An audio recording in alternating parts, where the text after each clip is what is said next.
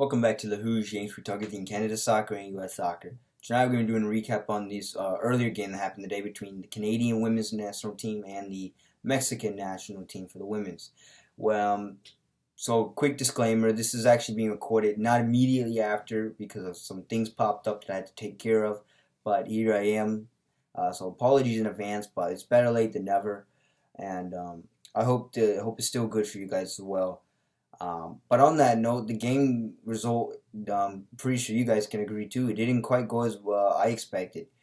Um, it just was very, very just sloppy. I'm gonna get into the meat of it, of course, but the game was just it just wasn't it, and you can tell too as soon as like from the immediate whistle, just looks like some things just weren't right and weren't gonna go right, and they didn't go right. But with that, I know Beth Priestman said that she was going to start a young lineup, right? Relatively young, with a couple new faces, although not all. And we can see in the lineup that I'm going to go over in a few minutes. You can see off the substitutes and even the couple starters a couple names that you might not recognize. I certainly didn't recognize them until the game started. And she did say that she was trying to get them some experience and playing time in preparation for the World Cup 2023, but for qualifiers, most importantly, next year. But without that, let's go into the starting lineup. We have Christine Sinclair, Colleen Sheridan, the keeper, Alicia Chapman, Kadesha Buchanan, Julia Grosso, Desiree Scott, Vanessa Giles, Nichelle Prince, Jessie Fleming. Here's a new one. Marie Lavejon. Please correct me if I'm saying that wrongly. And Victoria Pickett. And you can even see the subs too as some of the names here that I don't recognize, like Holstrom. Heidema we know, because that's Alfonso Davies, and that's their girlfriend. Capareno, Lacasse, McLeod. I think McLeod, Quinn, Rose. I think Sophia Skimmett. So there's a couple names on here that we recognize, but for the most part, there are a few names that we don't recognize. But without that, let's get into the game. So the whistle begins. Canada is off to a slow start, and it's just really sloppy. I mean, even in the first 15 minutes, Canada struggles trying to sling passes together, connect any kind of offensive, trying to get anything going there. It doesn't happen. And then in the 18th minute, I mean, there's a penalty. It's debated on whether she was clipped in the box or whether she wasn't. I don't know, and I don't know. You guys feel free to share your opinion on that. Either way, it's a penalty for Mexico. And Mayor steps up and takes it, and Mayor just buries it bottom left past Sheridan. It's 1-0 Mexico. And at this point, I mean, is this a wake-up call for Canada? And unfortunately, it didn't turn out to be that way until a very long time in the game. And then, basically, after the penalty, I mean, Canada still looked shaky. I mean, they still couldn't string together some passes, still couldn't get something going offensively. Didn't really trouble the Mexican keeper for the most part during this part of the game. But even the announcer said the chemistry just wasn't there. And you can tell, too, as a lot of the passes were just sloppy. It was just sluggish. I mean, it's almost like it's a loss of identity. It was just really just different. And I couldn't quite wrap my head around it, but either way, it was just sloppy. I do know that. And another thing to consider too is there was lots of offsides called against Canada in this one too. The Canadians were upset about this, but there were offsides, so it's just unfortunate they got to recognize the defensive line and try and stay on sides next time. But it is what it is. We go into halftime and it's still sloppy from Canada. But Mexico is doing a really good job pressing Canada and really testing and asking questions of Sheridan. And Sheridan, although in the penalty kick, she's answered some of them, and most of them. But for Canada, the trouble is, there's nothing going offensively. So it was really just difficult and really just, you're getting pressured for the whole half. And then even after half, I mean, it just continued.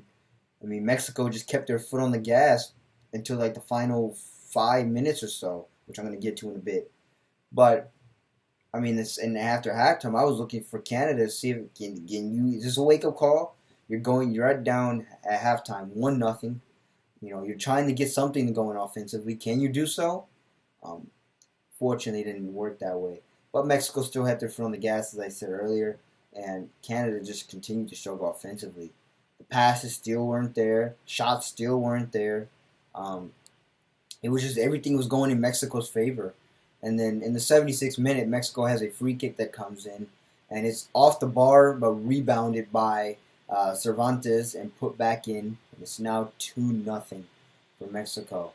It really at this point was not a good game for Canada. And I mean, I was just sitting here watching in shock and horror.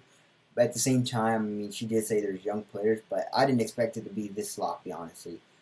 Even if with a young lineup, you would at least expect them to string a couple passes together and create some kind of offensive opportunities, but not just flat out lay an egg. And that's what they did here. And then, unfortunately, that's when Canada wakes up now. Is it takes the second goal of Mexico to go up 2-0 for Canada to wake up, and it was too little too late. I mean, however, Jordan Heidema does get one goal back. She says, wait a minute, Canada sends a ball into the box over everyone's head. Jordan Heidema was first to pounce on it. She strikes it one time off a volley, and it just bounces past the Mexican keeper. And it's now 2-1, but Mexico still leads over Canada. Is there still life for Canada? Is this a lifeline? No. Canada would get a couple more chances, but unfortunately it just wouldn't go in. Mexico would hang on. That's the way it would end. Mexico snaps Canada's unbeaten streak. And, yeah, this really was a shock and really big horror for me, honestly. I did not expect this to come this way. We go to the stats. Mexico has 9 shots. Canada has 11. 3 of the 9 shots for Mexico were on target, while 7 of the 11 for Canada were on target. 38% possession to 62% possession. So Canada did have more possession, but it didn't feel that way. I mean, it just felt sluggish. 169 passes completed to 268 passes completed. 69% pass accuracy to 77% pass accuracy. 8 fouls apiece. 3 yellow cards to 2. No red cards. Mexico, no offsides. Canada, 3. And 2 corners apiece. So it looks like both teams here had a rough. It was just rough.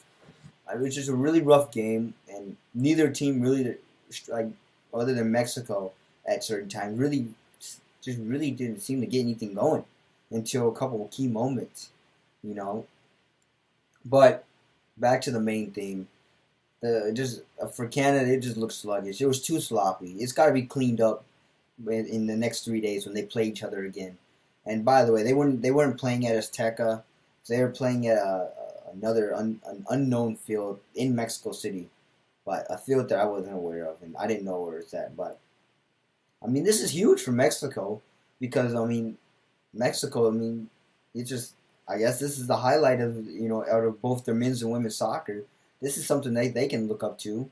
They say, hey, we beat the Olympic champions. It wasn't clean, but we got the job done. Even though our men's teams got whooped, and women's by the United States, but we beat the Olympics. So I mean, I guess that's something they can use. I mean, so if you're a Mexican fan, you should be happy that your women's team did manage to salvage a win this season out of both your teams. Right now, it's your only win with the United States or Canada. So, I mean, take that back. Got the Gold Cup too with the men's. But I wanted to keep talking about the women. But other than that, I'm going off topic either way. Mexican fans, you should be happy. Take this win as a huge victory. Just caught Canada sleeping, I guess. And that goes me to now I'm going to talk about what happened.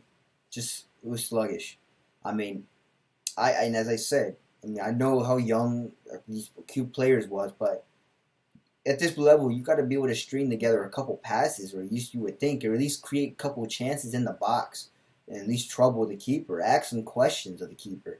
I mean, other than Jordan Heidema getting one in, there really wasn't much to do for the Mexican keeper.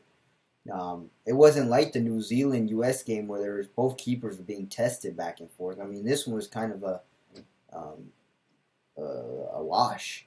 Even Steph LeBay, she didn't get tested a lot. Although when she did, I mean, it's just It was unlucky moments, of course, with the penalty and the second Mexican goal.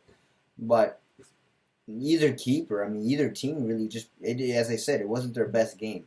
And stuff needs to be cleaned up, especially for the Canadian side. As I mean, this was just hard for me to watch, as I said earlier. I just, I didn't expect Canada to come out this sluggish, and I'm still shocked by it. I mean, uh, it's hard to process. I mean, it's going to take me a while, and I just hope that they can rebound by the next 3 days when they play again on the 30th. And hopefully we see some massive improvement. Maybe Beth Priest will go back to a more experienced lineup. You know, maybe she took this game and said, "Oh, we got two. We can afford to lose one, and it's just a friendly."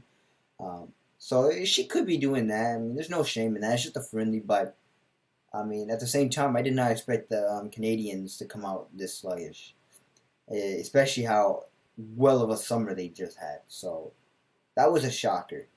And I really, really hope that things get cleaned up in the next 3 days. We'll see what they improve on and what happens. But I just know this afternoon was it was brutal, and it was a slugfest. I mean, everybody was off guard by it, and even including me. It's gonna take me a while, and I don't know, guys. Um, yes, so I guess the only hope is let's hope the young players just take this as a learning experience and get better, and just really, I mean, just turn it around in the next 3 days and use this as momentum going into your um, World Cup qualifiers next year.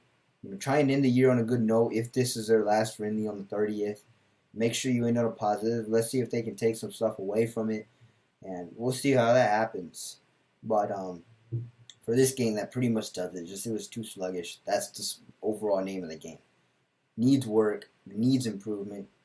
Can't have you can't have sluggish performance. But for that, that is it. If you like this video, make sure you like, share, subscribe. Tell all your friends about it. Um, I don't have any other announcements as far as a couple friendlies. In the U.S., they will be playing a friendly on December 18th. As of right now, that is the last game on the calendar out of both the U.S. and Canada men's and women's teams. So that might be the last game I cover for the year. And but unless the Canadian men's also schedule a friendly too on December 21st or something like that. But we'll see. Stay tuned for that.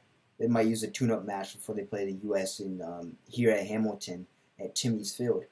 But we'll have to keep tabs on that. But right now, the women's team is all in our focus, and we'll see what they can do. It needs improvement. So without that, that pretty much does it. Tell all your friends. Don't be sloppy. I mean, it's not good.